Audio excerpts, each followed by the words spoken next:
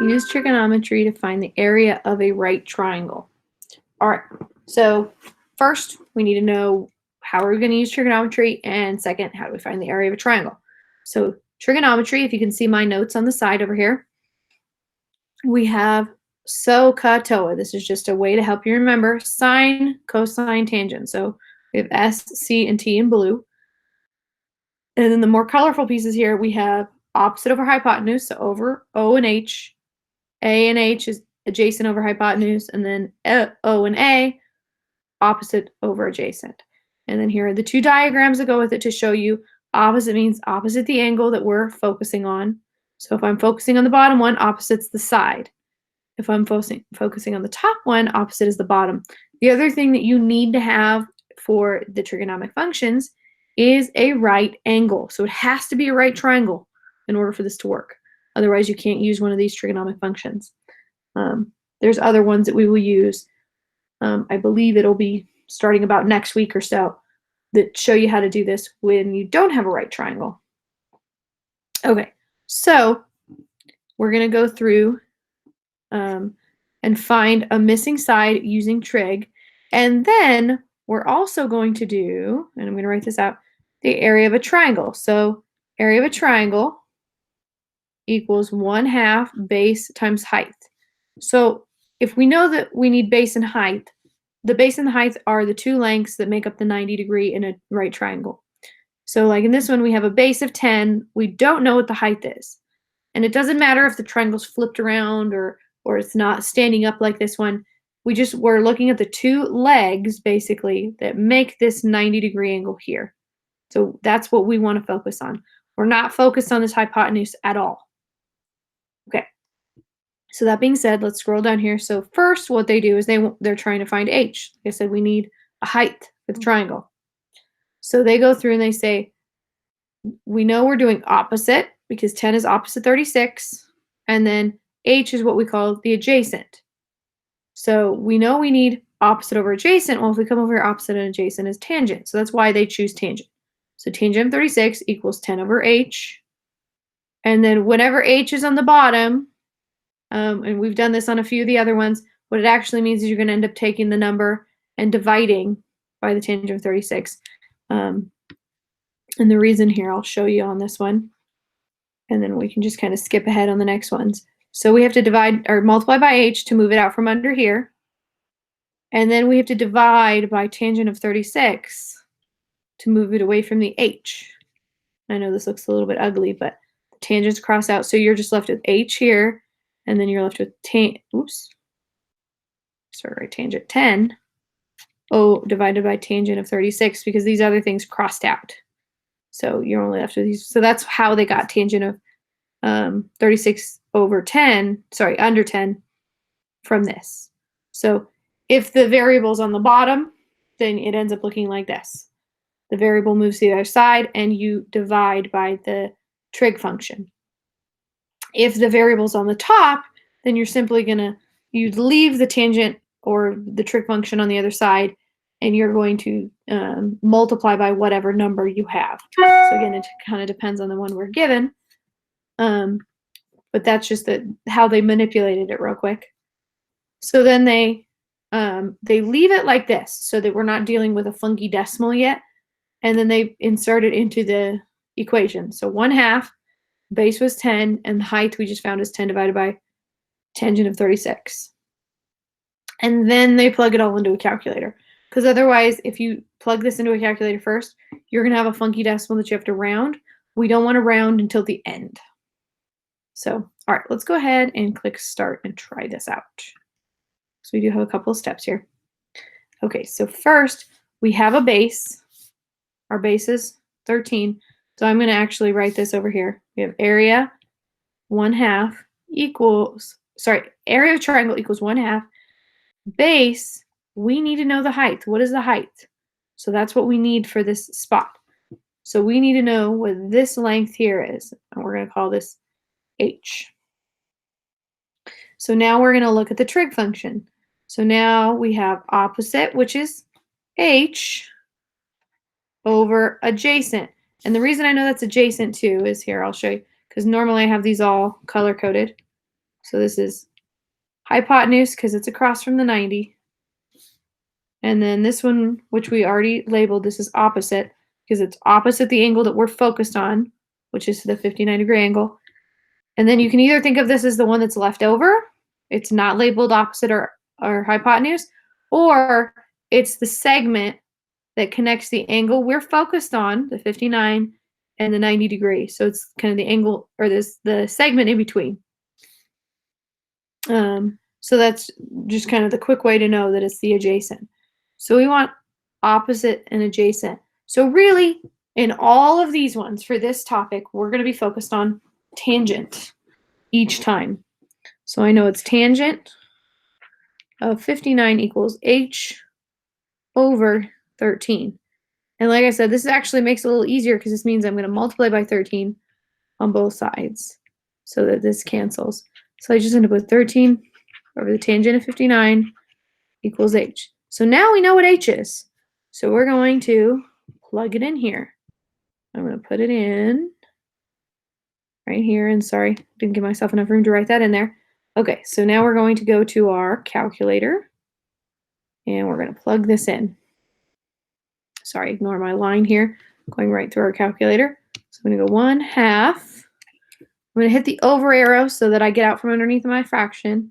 I'm going to hit times 13. Why didn't it put the 1 in here? Times 13 times, and then I'm going to do my open parentheses so I have the whole thing, times tangent of 59. So I added extra parentheses in here so you can see that this is one piece. The 13 was the base. This is the height, this whole piece here. And then we have the 1/2. I'm just going to hit enter. And it's undefined. Why is it undefined?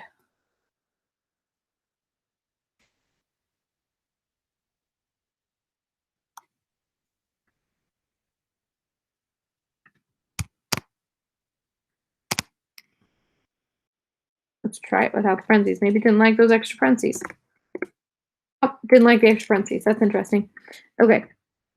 The extra parentheses shouldn't have thrown anything off, but apparently for whatever reason it didn't like it. So we're rounding to a 1/10. So it tells you do not round any intermediate computations. That means don't round within your problem anywhere, is that'll throw off your end answer. So 140.6, and we want to round to a 1/10. So here's my 1/10. I look at the number right past it. That's 4 or smaller, so I'm going to leave it 140.6. Check. All right, let's go next. Clear. Okay, so let's go ahead and label this. So we have 38. This is the angle we're focused on. So here's my opposite. My hypotenuse, which I know we're not focused on hypotenuse, but oh, here's my color wheel. Sometimes it's nice to have it labeled, just so you know this one is the hypotenuse, because sometimes that makes it easier to label the adjacent. And even though this is kind of on its side here, this is the height and this is the base. Or you could say this is the base and this is the height. It really doesn't matter which one's base or height, as long as they make this 90-degree angle here. So this is the important thing, that they both make this 90-degree angle. Those are the two legs that we're looking at. Okay, so we need to find, and I'm just going to go ahead and keep this one height. So we have the tangent. I'm going to put this in black this time for whatever reason. Tangent of 38 equals opposite over adjacent. All right, so h is on the bottom, and if you remember from the example, and we've done this a few times in some other videos, whenever the variable's on the bottom, what it means is I'm going to swap the variable and the trig function. And that's just because the couple of things we would do, like we'd multiply by h on both sides, and then we divide by tangent of 38 on both sides. So they end up swapping. All right, so now we have area equals 1/2 base, which is our 14, times our height, which is 14 divided by tangent of 38. All right, so now let's grab our calculator here. So we have 1 divided by 2, space over, again, so I get out from underneath that fraction, times 14 times 14 divided by tangent of 38. So I can kind of see it does look pretty close to what I typed, the way I put my answer in. That's how the Alex calculator works. If you do this on another calculator, it's not going to necessarily show you everything. Some do, some don't. But quite a few of them don't end up showing you these. So if you did 1 divided by 2, it's actually going to show you 0.5. And then you'd have to hit times 14, and that would show you 7. So it does the computations as you go. This one waits until you hit enter to actually compute anything. So it's just one of those things that's nice that you can see the whole equation first. So we're rounding to a tenth. So this 3 is 4 or smaller. So we're going to leave it 125.4. Check. One more. So I'm going to go through and label my pieces here.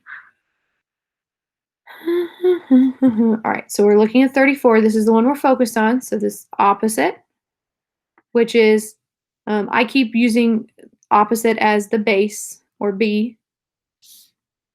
And then I'm going to label hypotenuse again because it's just nice to have it labeled so you know which one is hypotenuse.